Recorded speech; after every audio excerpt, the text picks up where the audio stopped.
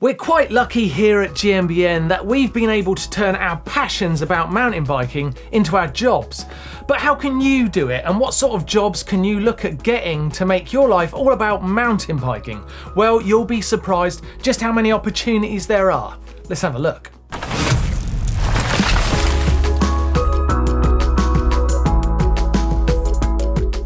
So first off, where do you even begin? Well, if you're still in school, then you can think about the sorts of skills and education you'll need to get the right start. Photography and writing are solid skills for the media side of things. Otherwise, if you want to race professionally, then racing and getting great results will lead to opportunities. And for design and engineering, make sure your maths is up to scratch. What about looking for jobs? You can start a normal job website, of course, and search for industry jobs, but oftentimes the right positions aren't that searchable on those types of sites. Fortunately, there are some dedicated bike job websites that offer far more opportunities. A great resource in the UK is Bike Biz, and in the US, Bicycle Retailer. There are jobs ranging from shop mechanics to sales to brand managers and even journalists. Other resources are brands themselves like SRAM, Shimano and Santa Cruz, for example. You can often find jobs and even internships being advertised on their own dedicated job websites. Otherwise, your local bike shop and bike parks are always looking for helping hands, especially during the high season. For some of the resources we found, check out the description down below.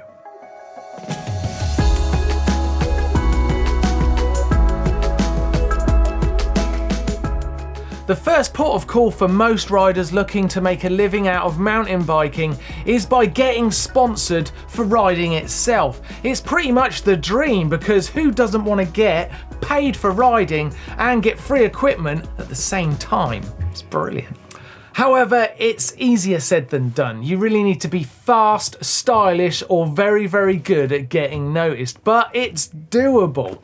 Though a couple of other ways are to build up your style points and social media following to become an ambassador or a lifestyle athlete or an influencer.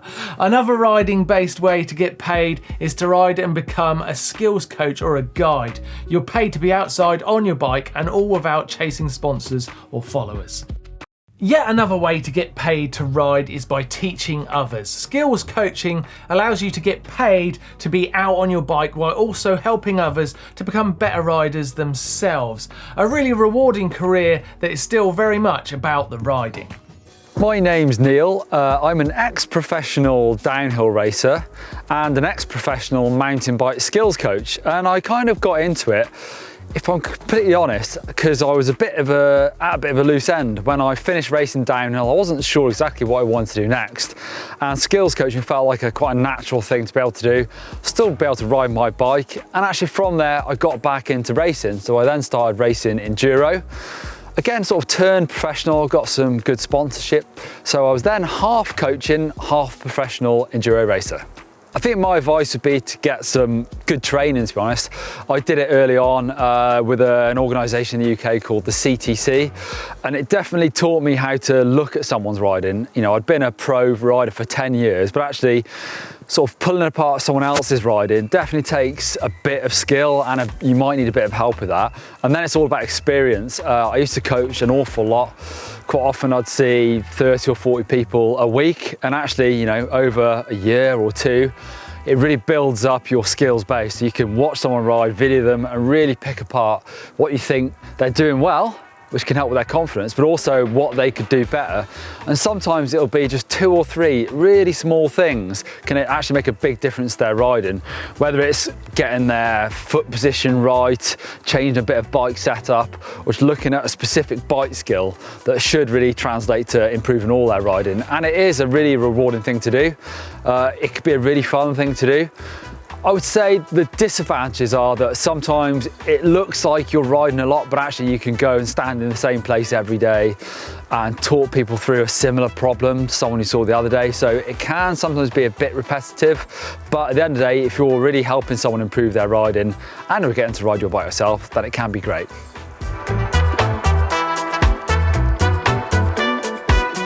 By far the easiest way to get a job in the bike industry is by working at your local bike shop. It's probably the best entry point and allows you to get behind the scenes, look into how a lot of it works. You'll also get some inside information and may even meet some pretty cool people along the way. Meet the right people and you can probably get the opportunity to move into a more interesting role in the industry itself.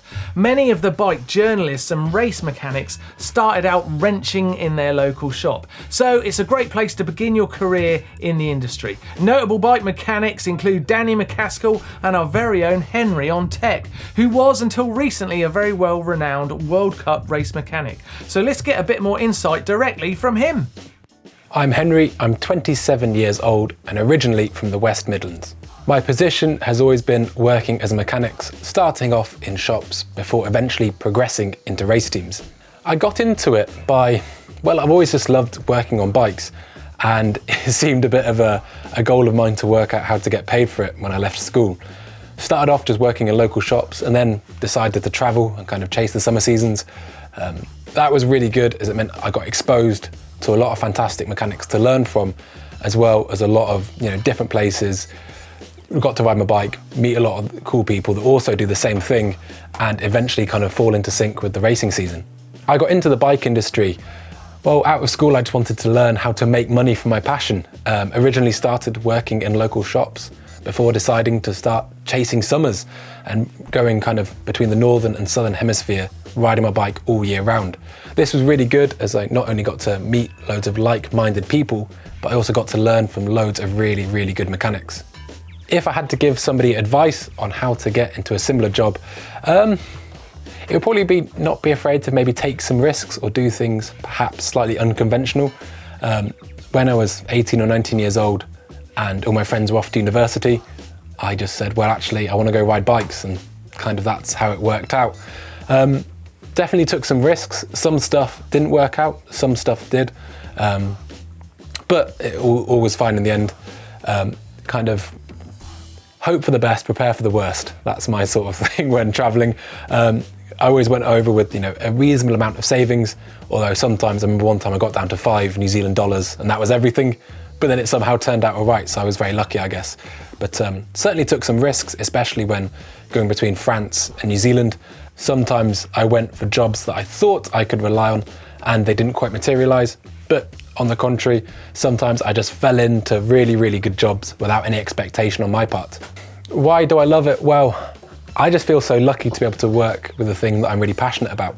For me, it's always a really cool process learning a new skill, especially around bikes and mechanics. And working with some people that you really, really, really respect.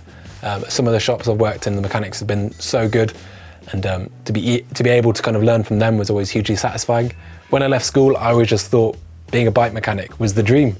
I just thought it was amazing to get paid for it, and to eventually kind of not only learn but then also kind of teach. It was a really cool thing for me. Working on World Cups was something I always wanted to do, and it was a real satisfying of an ambition of mine to eventually get to that level. Working in the media side of the bike industry is another potential dream job for a lot of riders. You already read the reviews and watch all the videos and you think you can do the riding yourself. Well, you know what? You could do this role. There are quite a few opportunities around that will get you right into the middle of the MTB media scene. They mostly involve writing, filming, social media, but vary in the actual roles quite a bit. Here at GMBN, we pretty much have the whole spectrum of media jobs. You may not think you've got the outright skills and talent to race professionally. I mean, not many have, but you can still get paid to ride, right? Writing about bikes allows you to get your hands on some of the newest and most exciting bits of kit long before the public, and riding that kit is pretty cool, knowing that precious few riders have even seen it. But let's hear from someone who's done his fair share of mountain bike journalism. My name is Andrew Dodd. Some people call me Doddy. In fact, everyone calls me Doddy. It's a bit weird if you call me Andrew, to be honest. I'm Director of Tech, actually, on the GMBN Tech channel. To you and me, that just means I'm a presenter and do a bit of organising. Well, I've been a bike journalist for most of my working life, since 2001 in fact, working on one of the biggest mountain bike magazines out there called Mountain Biking UK. I used combinations of photography stuff and media stuff that I'd studied, English skills doing that, and obviously that transferred into the written word as such. And as things started changing, going towards moving image, it became a logical choice for me to come and work here, really. Transferable skills, I know how to talk about bikes, I understand bikes. It's the same in writing, so it's the same format really, or similar at least. Study hard, enjoy what you do as well. If you're not enjoying it... I can't even see it as well. I was just out of control the whole way. How much fun is that? You need to have a reconsider about what you're doing. You obviously need good basic skills. What I mean by that is good English skills, being able to write and speak correctly. In Fréjus, it's held between Fréjus and Roquebrune sur Argens. Roquebrune sur Argens.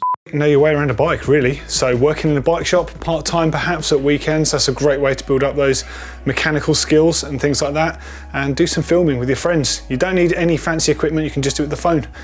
The phone you might be watching this on in fact. Well, the bike industry is a surprisingly small place, full of people that I love and I know very well. So from that respect, that's why I love it, but also bikes are my #1 favourite thing in the world. They always have been. I first got into bikes reading the first ever copy of Mountain Biking UK, October 1988. So I've been into bikes a long time, so why would I want to do anything else? Internships are becoming more common, along with freelance opportunities.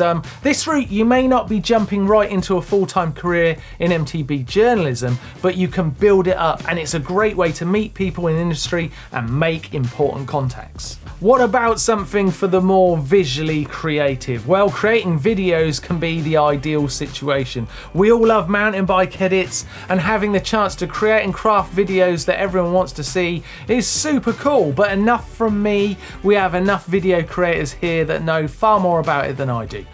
I'm Tom Grundy, and my current position is a creator, or otherwise known as a filmmaker, I'd say. Sort of film and edit the videos here at GMBN. So originally I got into filmmaking and making films about bikes through riding bikes. I'd go out and ride bikes with my friends, and I thought, this would be good to film, or at least take photos of. So I used to sneak my mum's camera out the house and make little videos of my mates, put those on the internet, and it kind of spiraled out of control from there.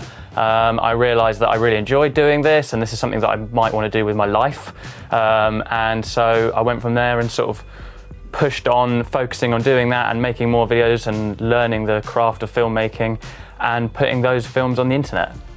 So my advice for someone who wants to get into the industry would be, you've got to love it first and foremost, because you're going to spend all your time doing this, hopefully. And it takes a lot of commitment, I'd say, but getting out there, going to events, going to races, that's how I did it first of all, going to national downhills and then World Cups, and getting myself out there and making stuff.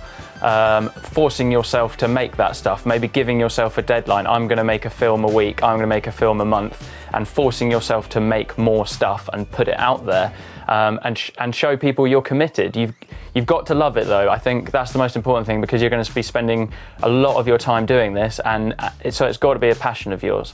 I think because there's so many different sides to filmmaking. Here at GMBN, you go out and you film, or you concept and then you film, and then you're out in the woods and you're out there being creative, but also riding your bike, coming up with ideas and concepts, and then working with other people. And then when you get back, you come back and you edit, and it's a whole different sort of side of things. Then you're crafting this piece with ideas that you had. Ideas are still constantly changing throughout, and then you get to see it go out there to the world and see what people think of it, and maybe learn from that, and then start the process all over again. And that whole process and the changing elements inside that process, it's just varied and fun, creative, interesting, and a bit technical. There's so many different elements to filmmaking, which is why I think I love it, and it keeps it interesting.